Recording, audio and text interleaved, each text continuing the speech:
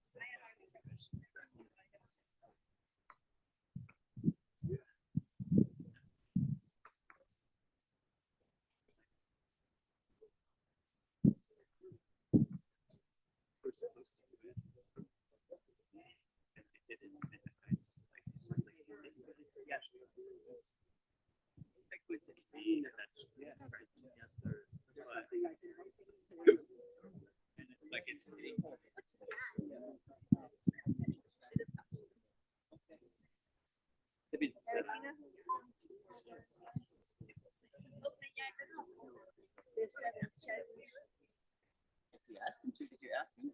Put him to work. If you want to. Yeah. All right. Okay.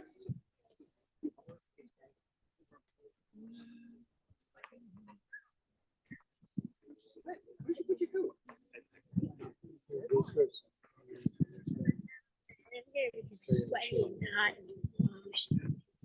Here you go. While you're pushing her in the sun. I'm fine. Yes, that's the idea. So you all right? That's definitely good. Huh? No. We'll stand. There's clearly not enough chairs. There's clearly not enough chairs for everyone. Does that mean some people have to sit on some other people's laps? It's possible.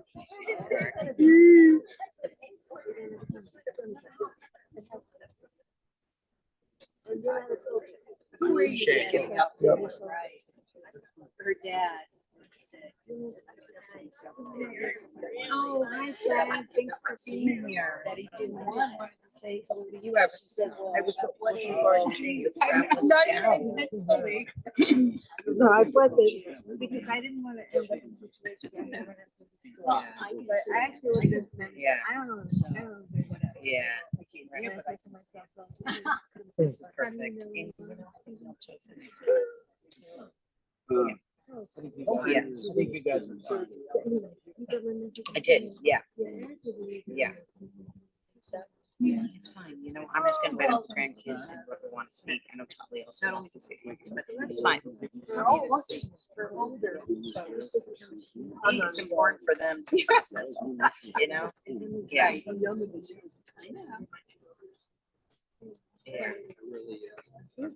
Yeah, I know. That's a weird thing. Of course, and they can also talk to our children, you know, so like that. I did. I met. We met. I'm gonna. Yeah, I met Rabbi over there. I'm gonna bring it up and just say the words into it. So. I think you're probably gonna go to the Yeah. for the front. Call me whatever you want. That's okay. The front. I think probably would be nice to. Well, you know what? If you want to sit next to your grandma. It's true. They don't have to. Yeah. Yeah. I don't think they're quite ready yet, so you don't need to do that yet. You should have said this.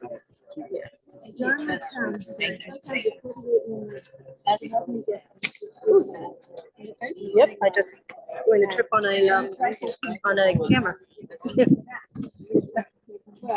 Oh, is it being boxed? Interesting. And I think it's a strong recommendation.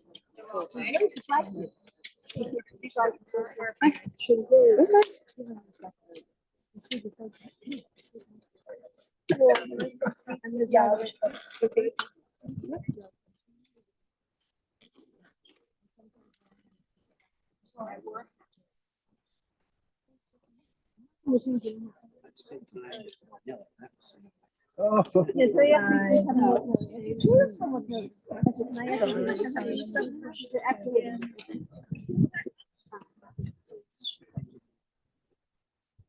so you know, it's important to me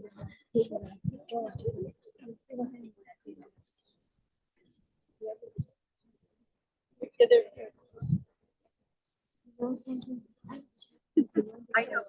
I was like, Oh. I was like, you said.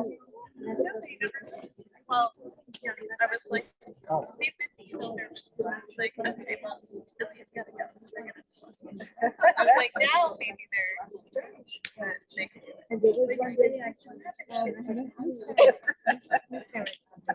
New parents. Right, no one, I would I don't know.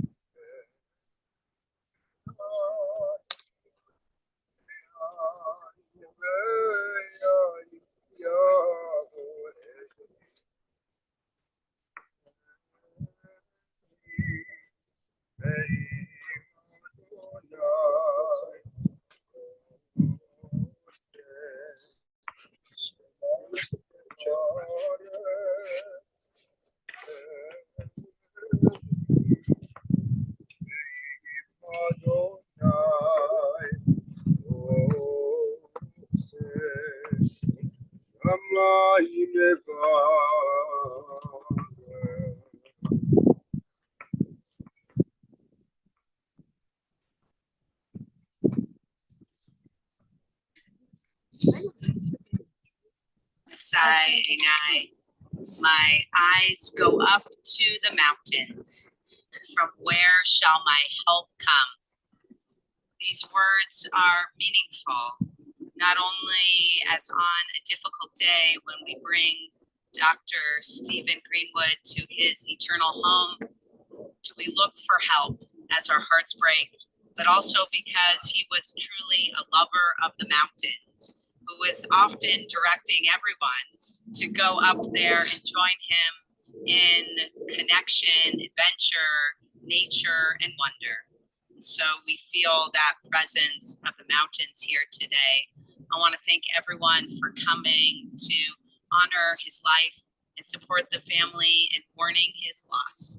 Stephen was a beloved son and brother, husband, father, and grandfather, and all of those relationships meant so much to him. He was also an uncle and other things as well. Doctor, and we'll talk all about that today. But first of all, we're going to do a ritual known as Kriya, which shows the brokenheartedness that this family feels. A tradition going all the way back to Jacob and Joseph in the Torah, in which when Jacob learned that his son Joseph, he thought was dead and was missing, he tore his clothing in expression of grief. And to this day, we also do that practice to very much mimic the brokenheartedness that we feel inside.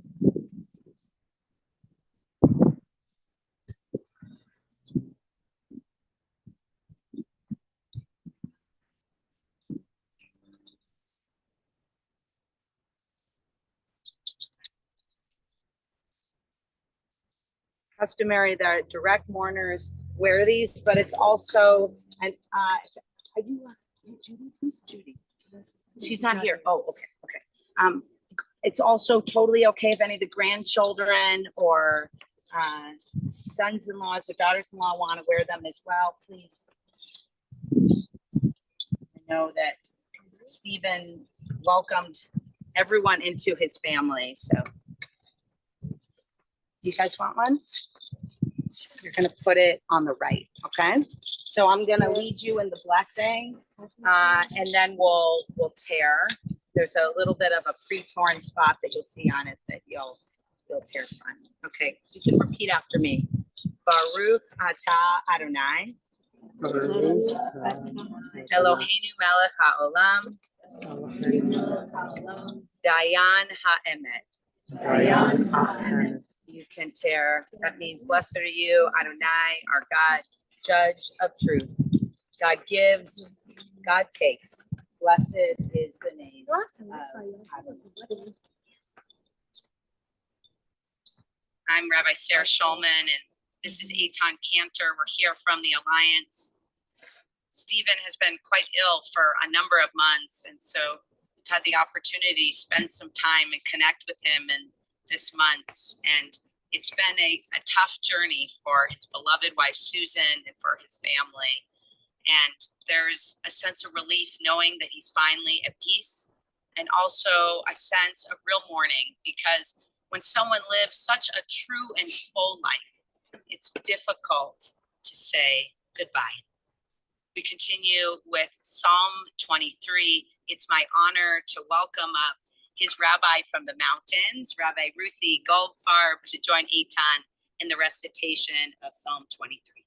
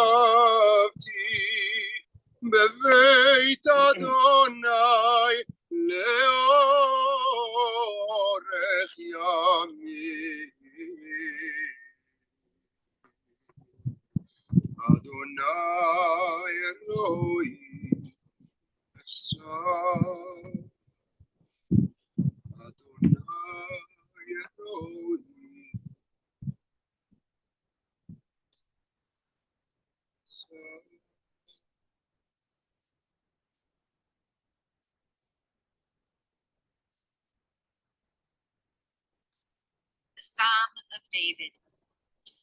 Adonai is my shepherd, I shall not want, giving me repose in green meadows, leading me beside the still waters to revive my spirit, guiding me on the right path, for that is God's essence. Though I walk through the valley of the shadow of death, I fear no harm. You are with me. Your staff and your rod, a banquet for me in the presence of my foes. You anoint my head with oil, and my cup overflows. Surely goodness and kindness shall be my portion all the days of my life, and I shall dwell in the house of the Eternal forever. Amen. I wanted to share just a couple of words about Steve. I actually met Steve before I met Susan.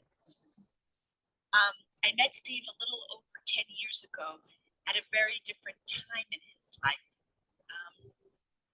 We enter into people's lives and they enter into ours through time frames, little time frames. And for me, I was being interviewed for a position at Synagogue of the Summit, and Steve was the chair of the search committee.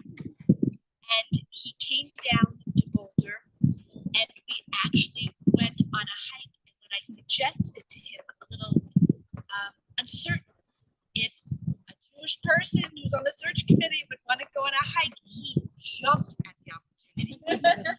And it actually was a snowy, icy day. And we hiked up Chautauqua, and I thought he was a little older than me, so I was like, maybe you want to turn back now? No. Maybe you want to turn back now? No. He insisted on keeping on going over the icy rocks and snow. So I think I might have been the one who said, I think I'd like to turn back now.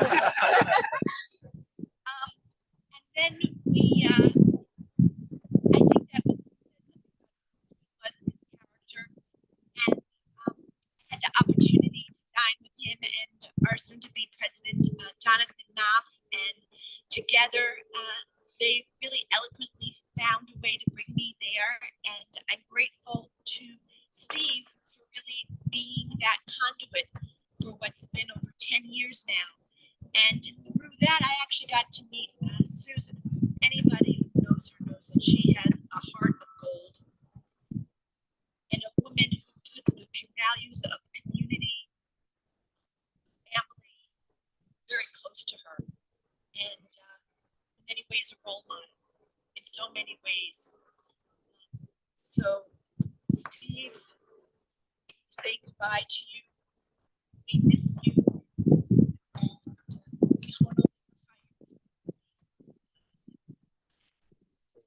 Amen. Thank you, Rabbi Ruthie.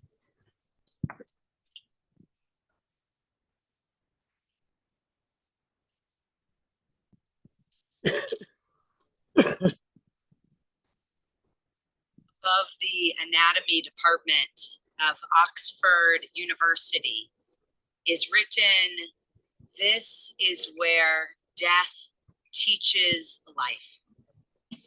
Today, as we mourn the death of Dr. Stephen Greenwood, we learn much about what life ought to be at its best.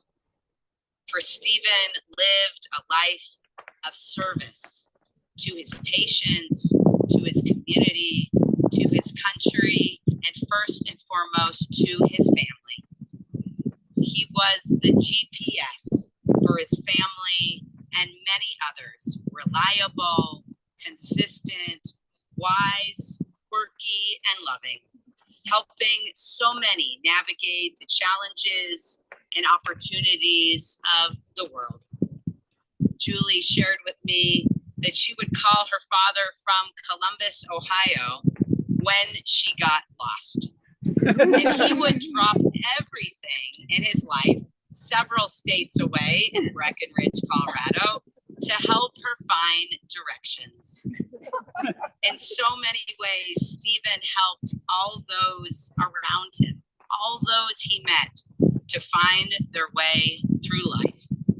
And from now on, you will miss his guidance, his presence, his kindness when you are lost, and even when you're found. Stephen Greenwood was born September 18th, 1942 in Manhattan to parents Ernst and Ruth Greenwood. His parents were fortunate to come over from Europe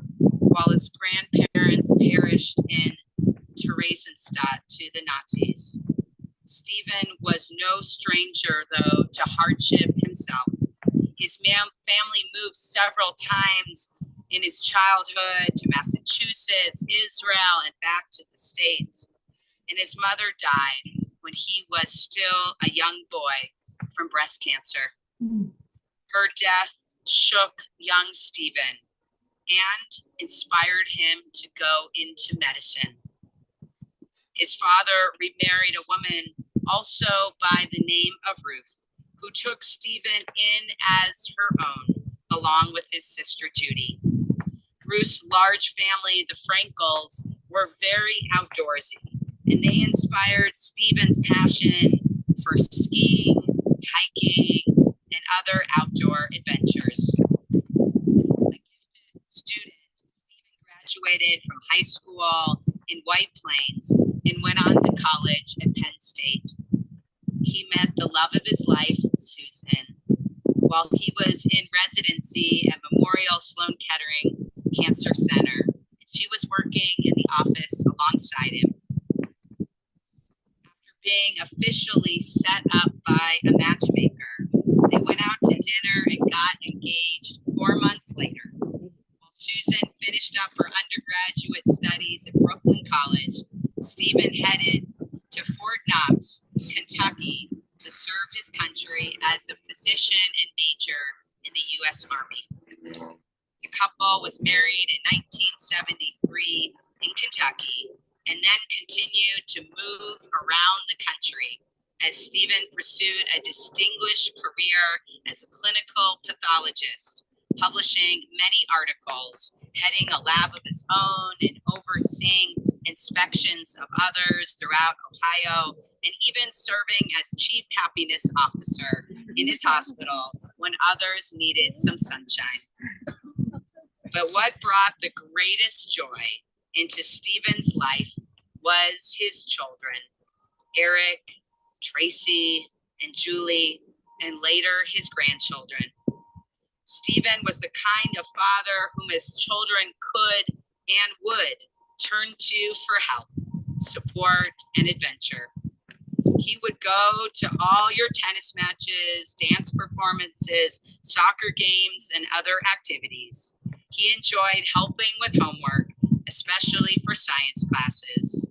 He truly valued education and family all the way to the end of his life.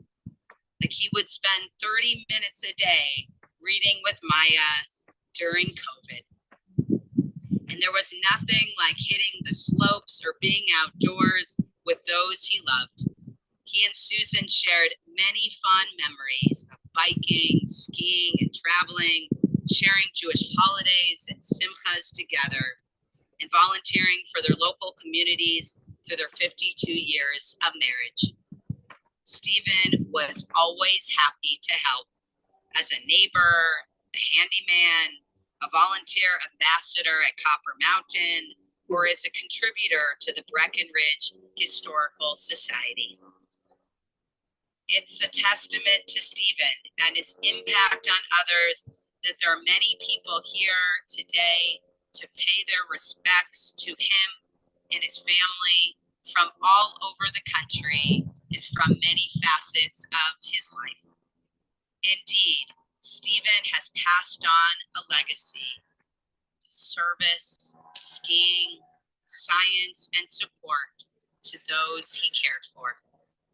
May Stephen Greenwood's memory, teachings, and the light he brought into the lives of others be a source of enduring blessing and GPS guidance to his family and all who loved him. May he now rest in peace. May God bring comfort to those who mourn, and let us say, Amen. Amen. It's now my honor to welcome up his children, Eric, Tracy, and Julie, to share a few words.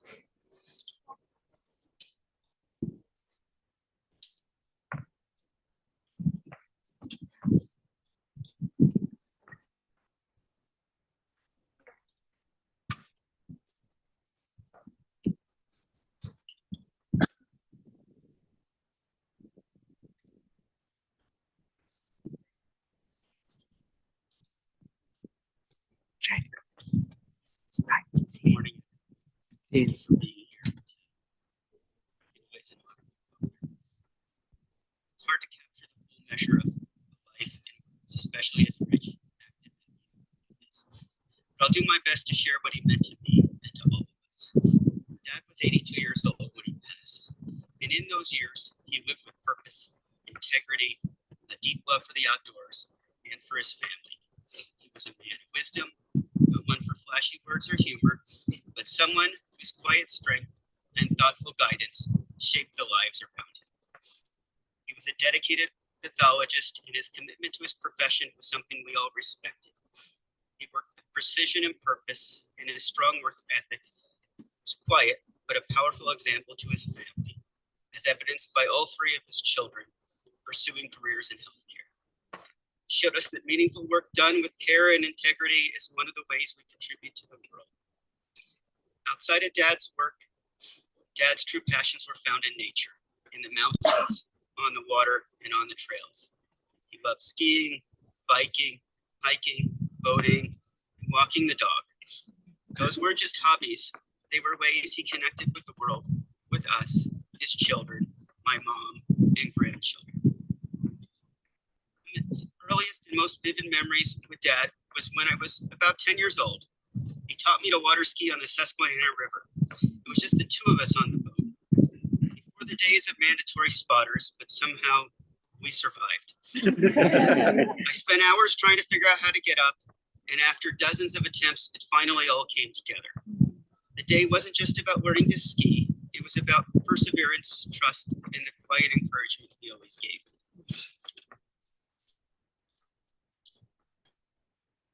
That trust continued to grow as I got older. Daniel and I currently sometimes sit there and laugh at some of these silly videos we see online. Sometimes we come across these videos of people sinking their cars or crashing their boats while trying to back trailers into the water. However, Dad trusted me enough the first summer after I got my driver's license to take his Jeep and trailer the boat with my friends to the river. We never crashed the car or the boat, but we had some unforgettable days on the water. And now every time I'm out on the lake with my own family, those memories come flooding back. Dad was also an avid skier. Skiing was something we all shared together as a family. Early days at Shawnee Mountain trips, to trips out west in Utah and Banff, skiing was a tradition. Later, when Emma and Victoria started skiing, we had the joy of 3 generations on the slopes together. Those moments seeing Dad ski alongside his granddaughters are some of the most cherished memories I have. Even as he aged, Dad remained incredibly physically active. He was doing 80-mile bike rides until about 10 years ago. I'm still working my way up to that level, and I hope one day I can complete the Topper Triangle, a ride that he always loved. His legacy is not just in the adventures we shared, but in the values he lived by. He encouraged me to always do my best, not just in a superficial way, but in a meaningful, honest way. He never believed in shortcuts. He believed in effort, in doing things the right way, and in living with integrity. One of the most lasting gifts Dad gave me was his passion for independence. He didn't just talk about self-reliance, he lived it and he taught it. He showed me how to do minor home repairs, how to use tools properly, how to take care of the yard. These weren't just chores, they were lessons in capability and confidence. Because of him, I grew up knowing how to look after her. When I moved to Toronto, I realized this wasn't something that many Jews of my generation actually knew how to use power tools. The knowledge didn't come from a manual, it came from my father. His quiet role modeling gave me the skills and the mindset to have the independence I carry with me today. And the legacy lives on in his 3 children, in his 6 soon-to-be 7 grandchildren, in Nicole, Scott, Ilya, and in the countless lives he touched with his quiet wisdom and steady presence. I also wanted to express the gratitude my wife Nicole has. My dad always showed her love and kindness. From the beginning, he welcomed her into the family, warmth and respect. She always felt seen and supported and valued by him, not just as a daughter-in-law, but as a part of the family. His generosity, quiet strength, and steady presence made a lasting impact on her life, and she will always remember him with love and admiration. Dad wouldn't have wanted a grand farewell, but I think he would have wanted us to remember the joy of a crisp morning on the slopes, the calm of a lake at sunset, the satisfaction of a job well done. He would have wanted us to keep moving forward, to stay active, and to live with purpose. Thank you, Dad, for your love, your trust, and your example. I'll carry you with me always. Amen.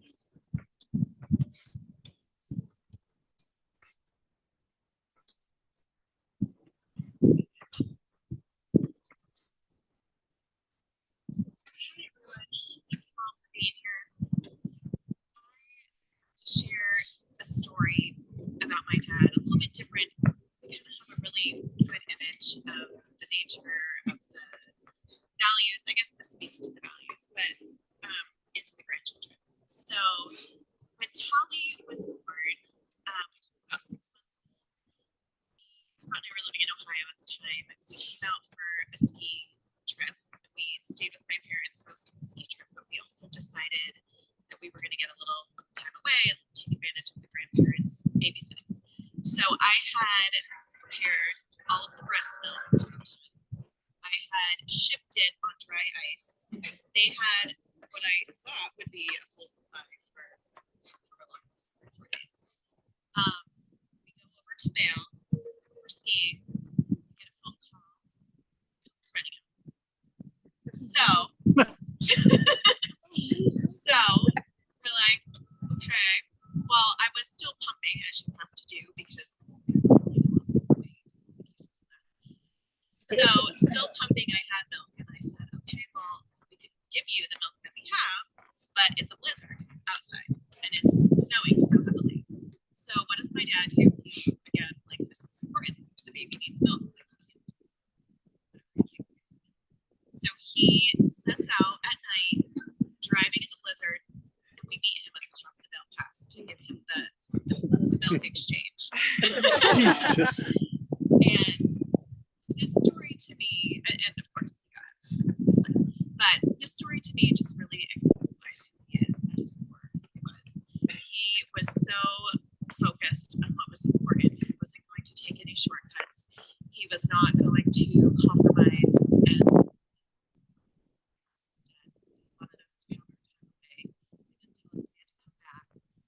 and encapsulates that quiet guidance, that quiet values that he really instilled in all of us. And Eric did such a beautiful job. Stories.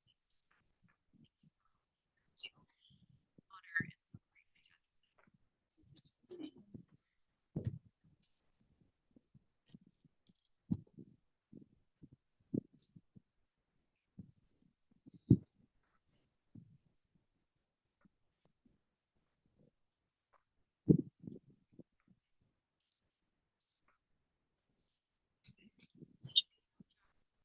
A lot of what I had prepared is echoing, but I feel like that's also appropriate because so much of my dad was just, he instilled so many great passions in us and so many great values.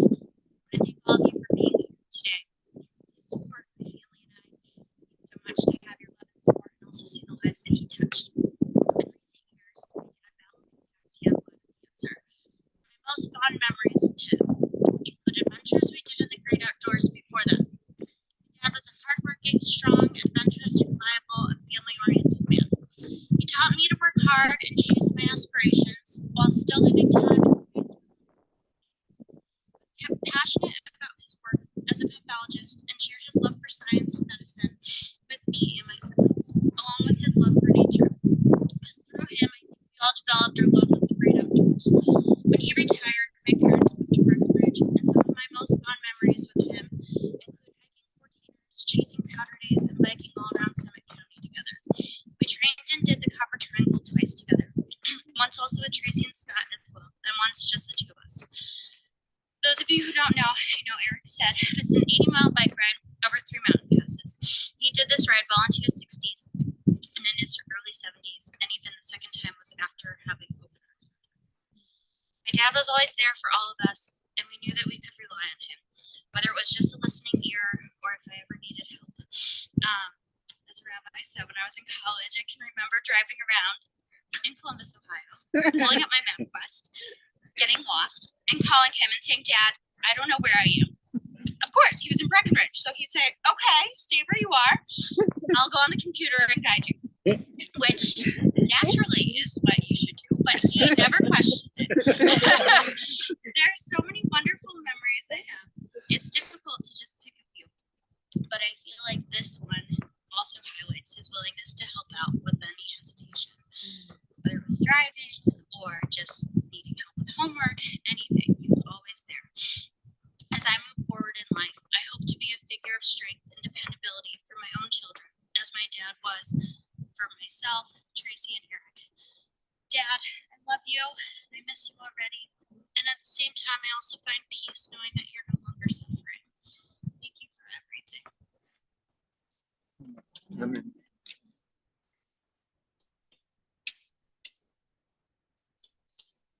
Thank you, Julie, Tracy, and Eric, for your powerful words and memories. We now welcome up Stephen's grandchildren. I had the honor of being at Maya's bat mitzvah not too long ago, and he was so proud of all of you. So let's welcome you all up, and a couple of the grandchildren want to share a few words. Why don't we start with Maya?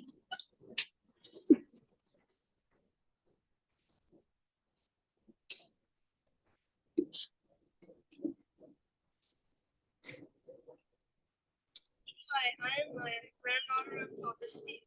I want to share some memories I have with him. First, in the Silverthorn house, Holly was barfing all over the place. She was sitting down near the dining room table, and what did Papa say? "Oh my gosh, she's going to ruin the table."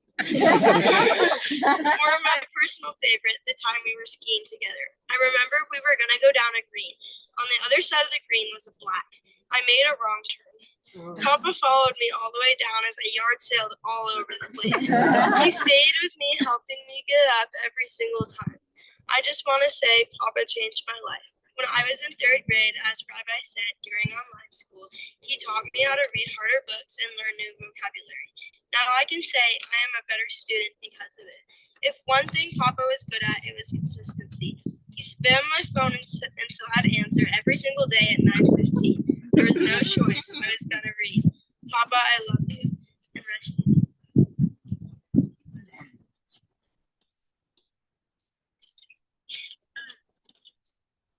Hi. Thank you all for coming today to honor my grandfather's life. It's hard to stand here and say goodbye to someone who meant so much to me. Some of my favorite memories with him were skiing together, spending time at their house in Silverthorn, going on hikes, and as Maya said during COVID, reading with him over FaceTime every day. Even this past spring, after he got sick, I loved visiting him and seeing him smile. One time in May, my mom and I visited him, and he was so smiley and talkative. It was so wonderful to see him so happy for the first time in a long time. Papa wasn't the most talkative person, but sometimes even being in his presence was enjoyable. He had a quiet way of showing love, and simply sitting with him felt special. I will miss him and always carry the impact he had on my life. Memories, the lessons, and the love.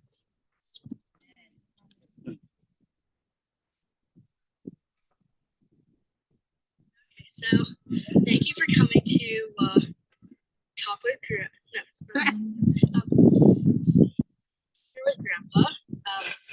So one memory I had with him was playing Scrabble with him.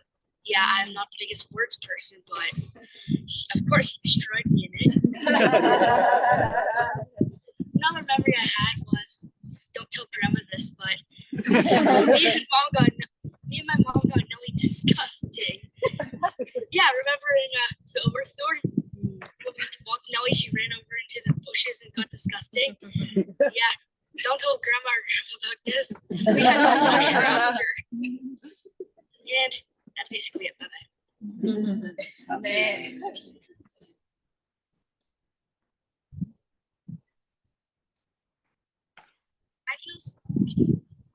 I feel so grateful to have had such an amazing grandpa, someone who cared deeply for me as I grew up. I'm lucky to have so many special memories of our time together. My grandpa was a kind and and always wanted to spend time with us. Growing up in Toronto, I always look forward to visiting Colorado every winter and summer to see Grandma and Grandpa. Looking back, I loved going on hikes with Grandpa, taking Nellie on walks, and playing Scrabble together and other games together in the house. One of my favorite memories is from when I was little and I was just learning to ski. I couldn't keep up with everyone else. Grandma and Grandpa always stayed behind and skied with me. Grandpa never minded going slower, so I wouldn't feel left behind. He was just happy to be with me.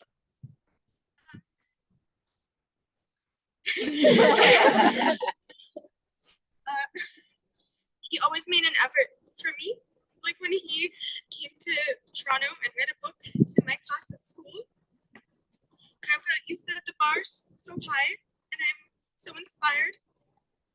One day, maybe I'll be a doctor, or even hike a 14er, or bike the Copper Triangle, knowing you were right there with me. Grandpa, I love you, and I'll miss you.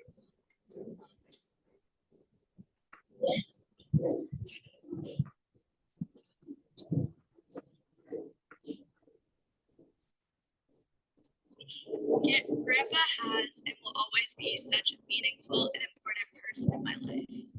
He is continuously supportive, passionate, and inspirational, making a great role model to me throughout my life. I will never forget coming up to the mountains in Silverthorne and getting that hug from Grandpa when I walk in the door. Or when we would go skiing at Copper Mountain, and I can still picture the exact trail that we went on. Such an important memory to me was in 2021 when everything at home was closed. I had the opportunity to come to Denver and stay with Grandma and Grandpa for 3 weeks.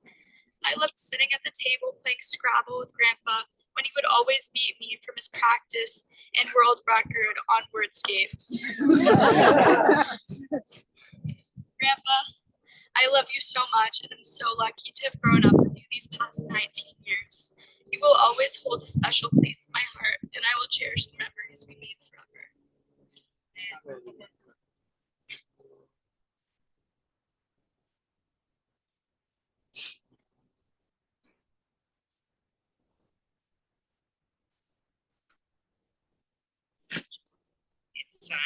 It's really special to witness the close relationship between Stephen and his grandchildren. He truly loved you all.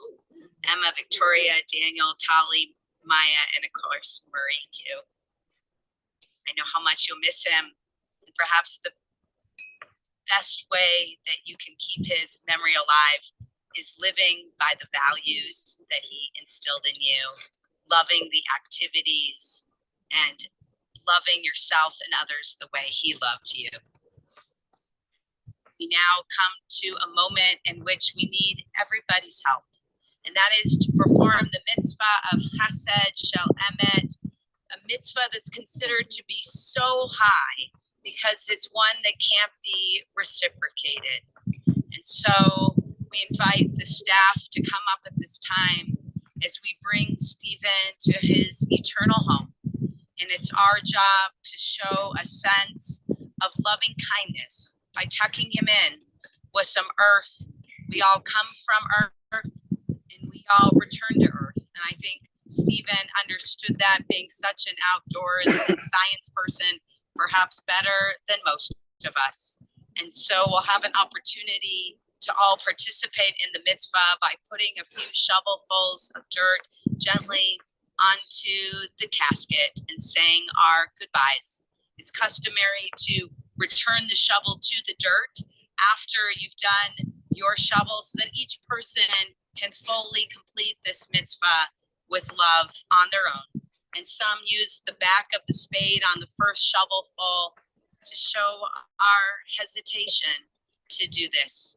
As we lower the casket and begin this mitzvah, Eitan's gonna sing a song from Celine Dion that he truly loved. We invite up first the family when we're ready, and then everyone else, okay? Every night in my dreams, I see you, I feel you. That is how I know you go on.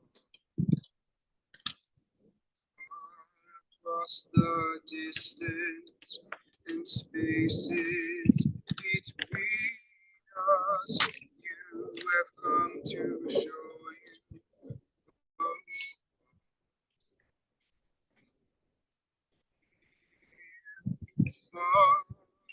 Wherever you are, I believe that the heart does go on.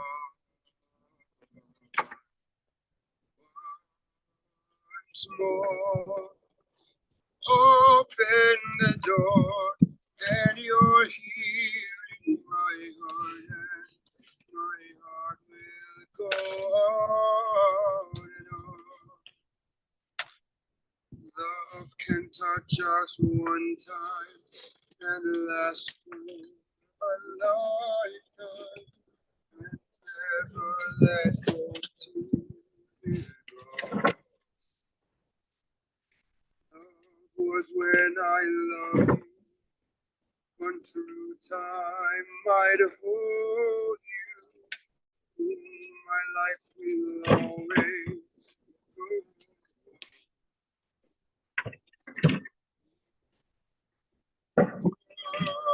Wherever you are, I believe that the heart does go on.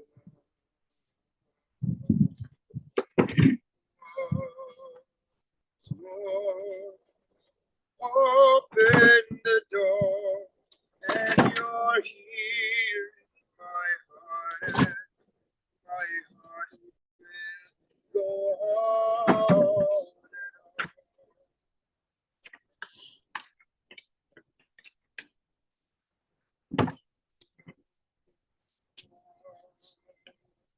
Hallelujah, say shalom, Aleichem. Oh, Israel.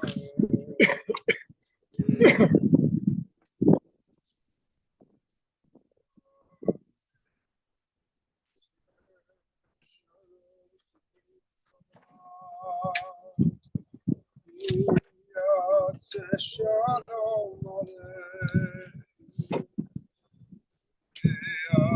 Oh, Israel.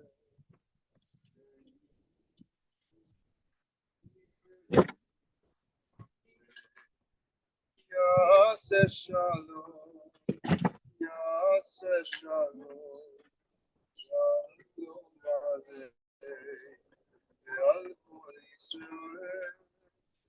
Yaseh shalom, Yaseh shalom, Shalom Aleichem, Ve'al kol Yisrael. Yaseh shalom, Yaseh shalom, Shalom Aleichem, Ve'al kol Yisrael. Yaseh shalom, Yaseh shalom, Shalom Aleichem, Ve'al kol Yisrael.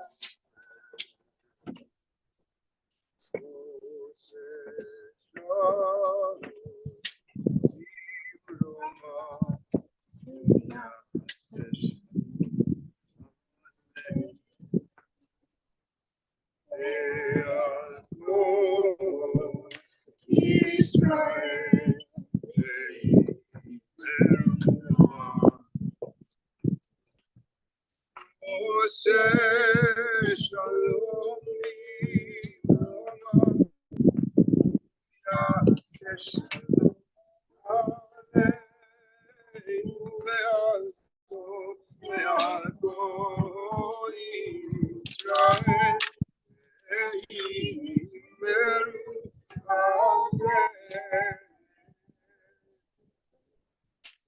Shalom,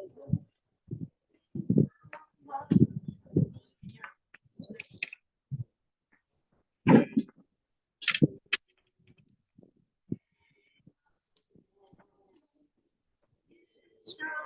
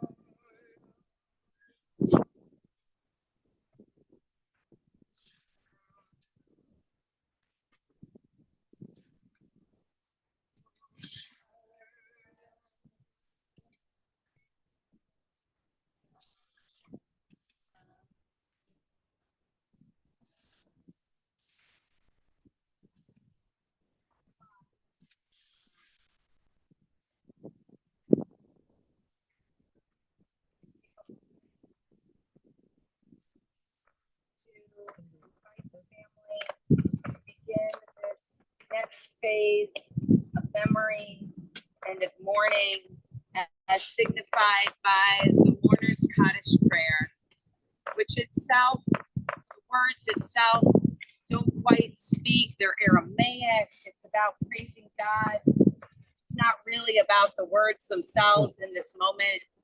It's about realizing that you're not alone, that you will always have the memories of Stephen, and that you are surrounded by loving community. It's not an easy journey ahead, but it's one in which family shows up for one another, and so do all the rest of us. And so we have a job, and that's to say amen. Just as we've said when the grandchildren spoke in other moments, to be able to hold a loving space so that this family knows we're with them. Yikadal, Yikadal, Shemevara. Yama, Dira, Yurte, Yamati, Malute.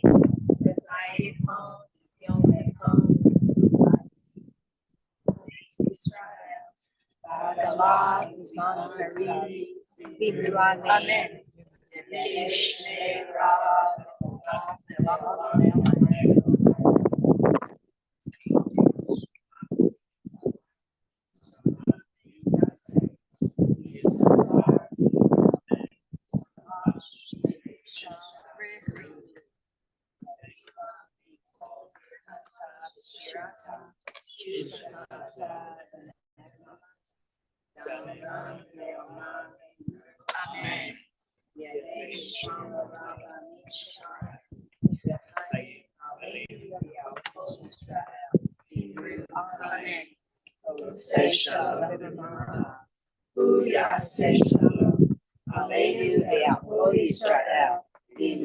Amen. Continue standing for the Amalei Rachamim Memorial Prayer.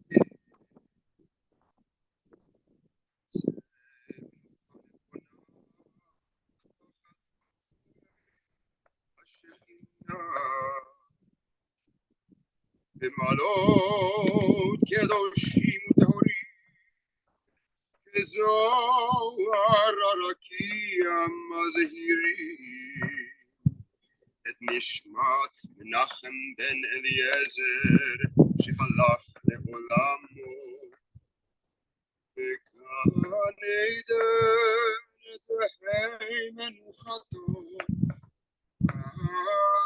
אנא בעל הרחמים, מסתירהו בסתר כנפיך לעולמים, וצרור בצרור החיים את נשמתו.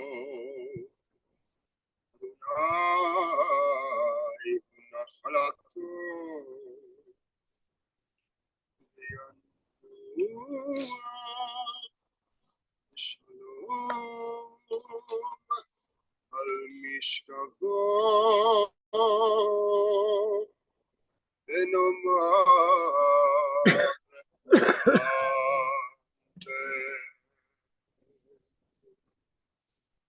Exalted, passionate God, for an infinite rest in your sheltering presence among the holy and the pure, to the soul of Stephen Greenwood, who has gone to his eternal home. Merciful One, we ask that our loved one find perfect peace in your eternal embrace. May his soul be bound up, bond of life.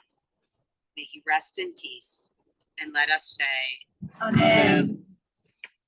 Following the conclusion of our service today, Shiva will be held back at Tracy and Scott's home, 5131 South Hanover Street in Inglewood, until 3:30 p.m. Feel free to go straight over there or change and head over whenever works for you. On Thursday, Shiva will be at the home of Julie and Ilya, 5768 South Kenton Street, from 3:30 to 7, with Minion at 5:30 p.m. And on Friday at Susan's home, 8748 Mesquite Row in Lone Tree, from 3 to 5, with Minion at 4 p.m. This time, to show once again our support for the family, I invite you to make 2 lines over, maybe by where Quentin is, so that we can escort the family forward with loving kindness and comfort with the traditional words, Amakom Yenechem Echem V'Tok Sha'ar Abalei Tzion V'Yerushalayim. May God comfort you among the mourners of Zion and Jerusalem.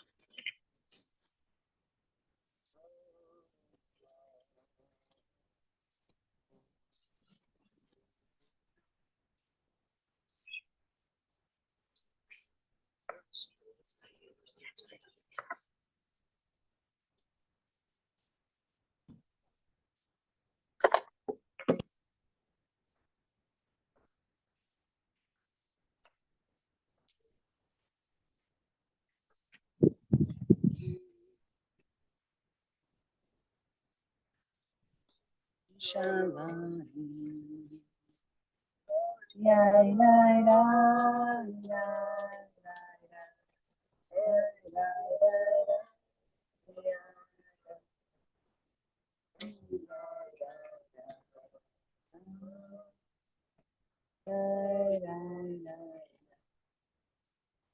Thank you everyone so much for your presence today.